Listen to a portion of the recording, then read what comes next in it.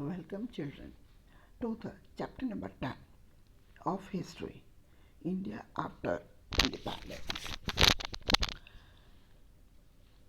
Children, in this chapter, we will study about India after it achieved independence in the year 1947. A new undivided nation. India got independence on 15th August 1947. Soon after its independence, it faced a series of challenges. Due to partition, nearly 8 million refugees had come into India. These people needed homes and jobs. Then there was the problem of the princely states. They were about 500 in number. So each Raja or Nawab was persuaded to join the nation. A new political system was to be made in order to serve the country in a better way. So in 1947, India's population was large. There was almost about 345 million people. They were divided into various states, castes, and religions. The language was different, and so were the food habits. It was not an easy thing to make them live together in one nation state. Not only this, there was a need for development also. A vast majority of Indians lived in the villages during independence. Farmers and peasants dependent on the monsoon for their survival. So did the non-farm sector of the rural economy. For example, if the crop failed, the barbers, carpenters, and the weavers were not paid for their services. In cities, the factory workers lived in the slum areas, which were crowded and unhealthy. There was no access to education, so unity and development had to go hand in hand, because if there was no unity among different sections of society, it could result into costlier conflicts. And on the other hand, if development cannot reach everyone, it will create a division between the rich and the poor. So due to such things, it was decided to write a constitution for the country. So as India is a democracy country, universal adult franchise, secularism, equality before law, towards social equality, division of powers between the center and the state, and the official language, which were the main point, which was covered in our constitution. So a constitution is written. Almost 300 meetings of the Constituent Assembly took place at the New Delhi between December 1946 and November 1949 at New Delhi. But the participants at these meetings were from different parts of the country. This discussion resulted in the framing of the Constitution of India, which came into effect from 26 January 1950. About detail, I have already explained you in the previous chapter of the civics.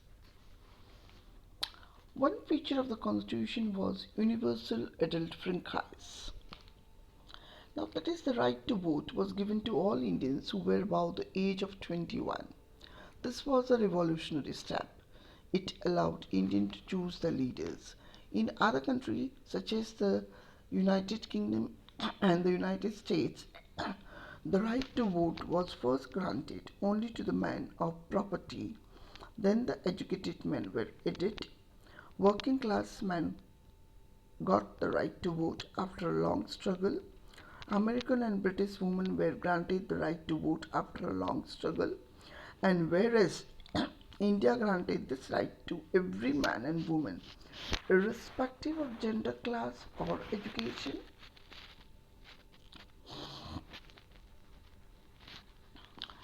The second feature was that each and every citizen of India was equal before the law, regardless of caste or religion.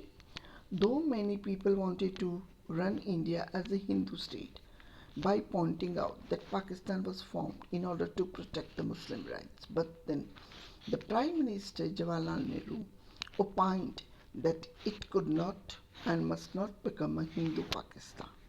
India has a mixed population of Muslims, Sikhs, Christians, Parsis, and Jain, etc.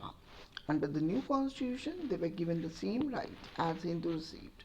The same opportunities were also provided for seeking jobs in government or the private sector, and the same rights were also given before the law.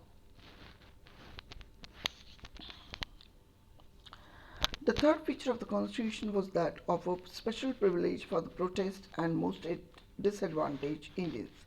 The practice of untouchability was abolished, and entry of low caste into the temples was allowed. The Constituent Assembly also recommended that a certain percentage of seats in the legislature as well as in government jobs be reserved for members of low caste. Some people also argued that some Harijan candidates did not have enough grace to enter into the prestigious Indian Administration Service exam. To this, H.J. Khandekar replied that it was due to oppression by the high caste which had continued for so many decades that they had lost the ability to think. Along with them, Adivasis or scheduled tribes were also granted reservation in seats and jobs.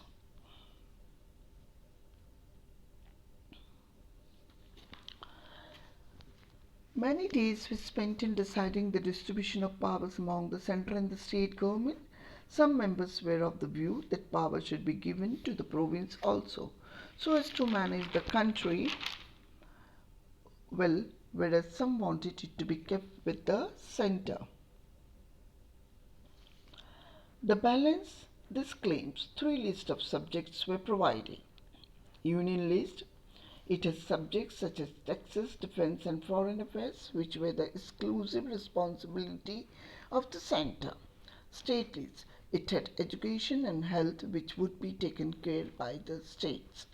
Concurrent list, in this subject such as forest and agriculture were included, which were the joint responsibility of both the central and the state government. This already I have explained you in the previous chapter of civics. So now the next concern was related to the language. Many members wanted to replace English language with the Hindi, but some members like T.T. Krishnamachari said that Hindi would be imposed on the South Indians. They would get separated from India. Finally, a compromise was reached in which Hindi was taken as the official language of India and English was to be used in the courts, the services and the communication between state and another state. Though many people contributed in framing the constitution, but the most crucial role was played by the chairman of the drafting committee, Dr. B.R. Ambedkar. It was Ambedkar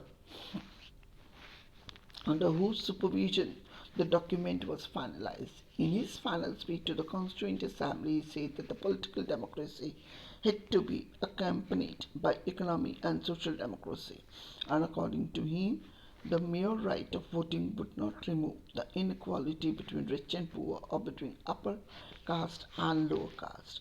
He even added that the new constitution would face some contradictions, such as the constitution provided equality among all and the principles of one man, one vote, and one value, whereas in social life the opposite was practiced. Though problems were being solved step by step, but that doesn't mean that they had ended. The new question that arose was how to form states.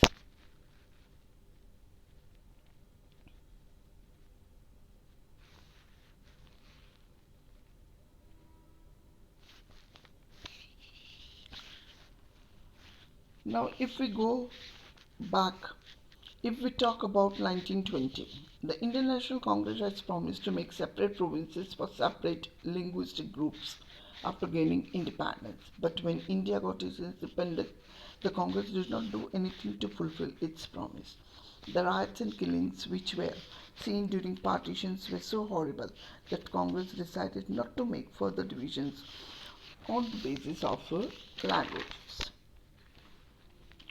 Both Prime Minister Nehru and Deputy Prime Minister Vallabhbhai Patel were against the creation of linguistic states. As Nehru said, disruptionist tendencies had come to be forced. To check them, the nation had to be strong and united.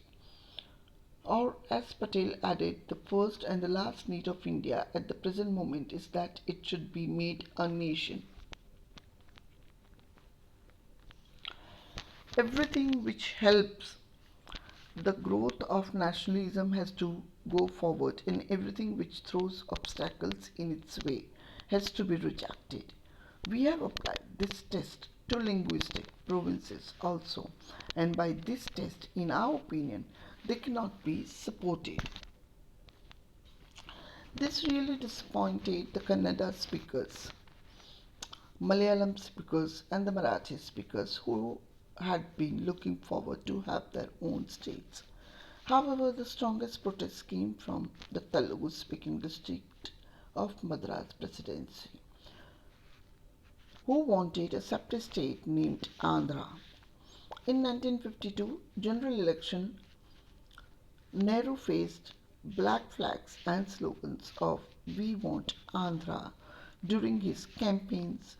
So in October 1952, veteran Gandhian named POTTI SRIRAMULU went on a hunger strike demanding the formation of Andhra. He died after 58 days of strike on 15th December 1952. The news of his death widespread, and it was so intense that the government was forced to make a new state named Andhra Pradesh. Now, after this, many other linguistic communities started demanding a separate state.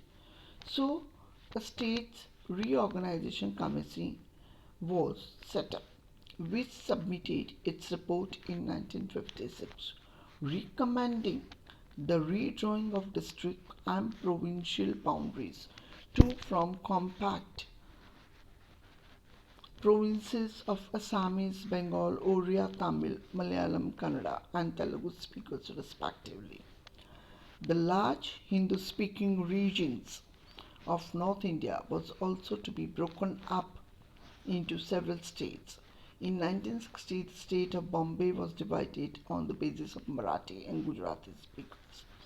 In 1966, the state of Punjab was also divided into Punjab and Haryana, in which Punjab was for Punjabi speakers, who were mostly Sikhs, and later for the rest who spoke Haryanvi or Hindi.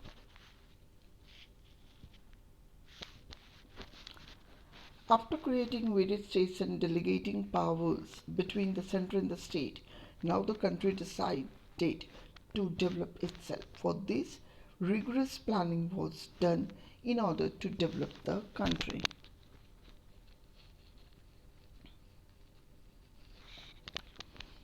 So it's a planning or a planned development.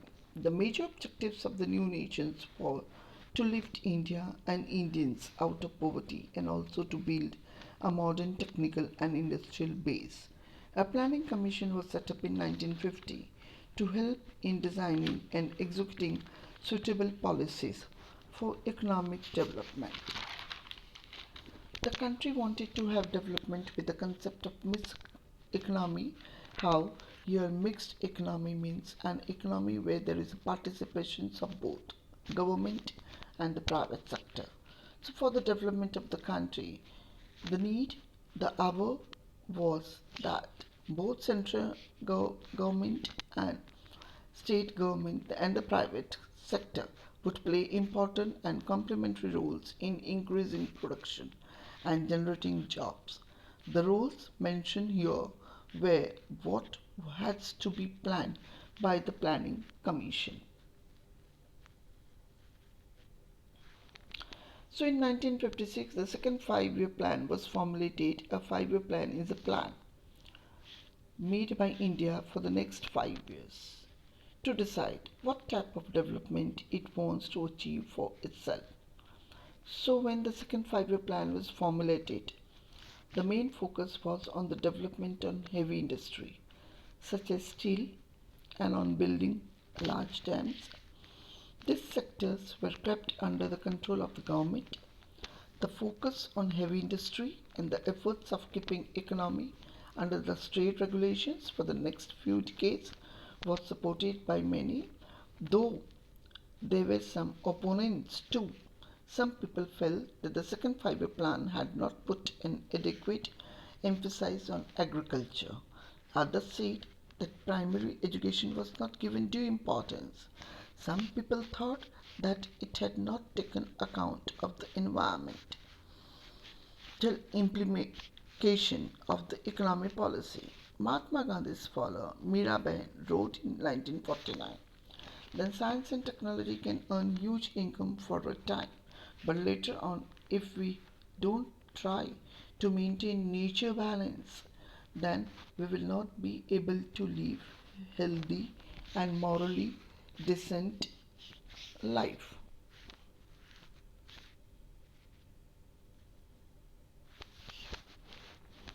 So soon after gaining independence, India had to decide the foreign policy also, as the decade of 1950 to 1960 saw the emergence of the Cold War between the two powers, that is, the USA and USSR. Both the countries were creating military alliances, but India had just attained independence from the colony rule, and so had some other countries too. Therefore, Nehru, who was also the foreign minister of newly independent India, developed Free India's foreign policy in this context. Non-alignment formed the bedrock of this foreign policy. The policy stated to stay away from alliances, but to remain aloof was not the main element, as India played an important role in mediating between the America and Soviet alliances. So now we know that after attaining independence, the Indian policy makers had to go through so many details to frame various policies for Indians. And not only this, there were huge hurdles in the path. Somehow they managed to make what was good for the nation. So, what has the nation achieved after 60 years of its independence, and what is still left to be achieved? So, let's discuss it.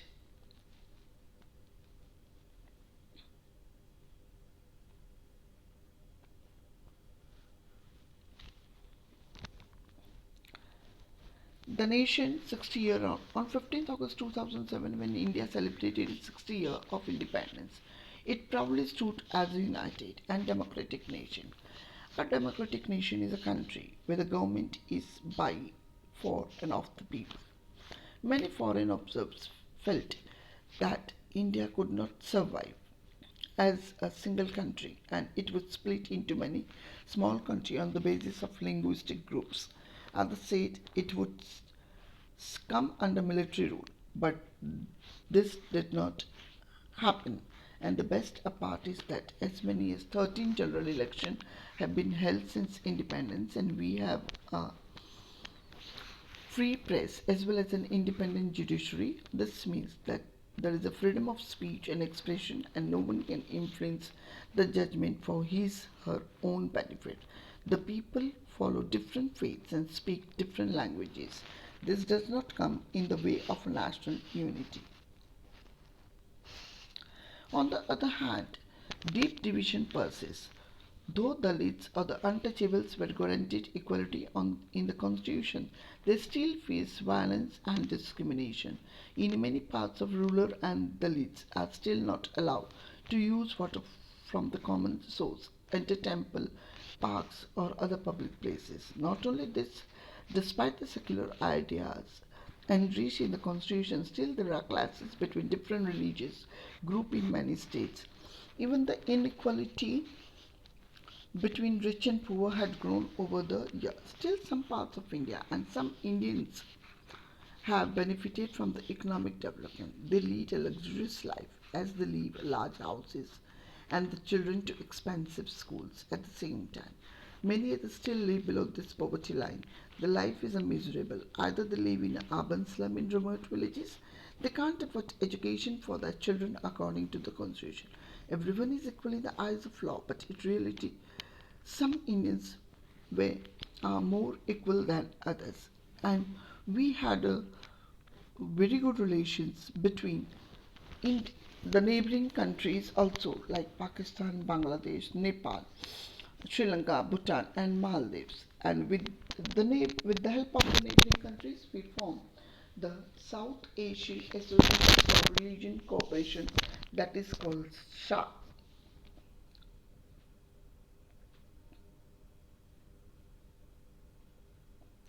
That's all. Thank you, children.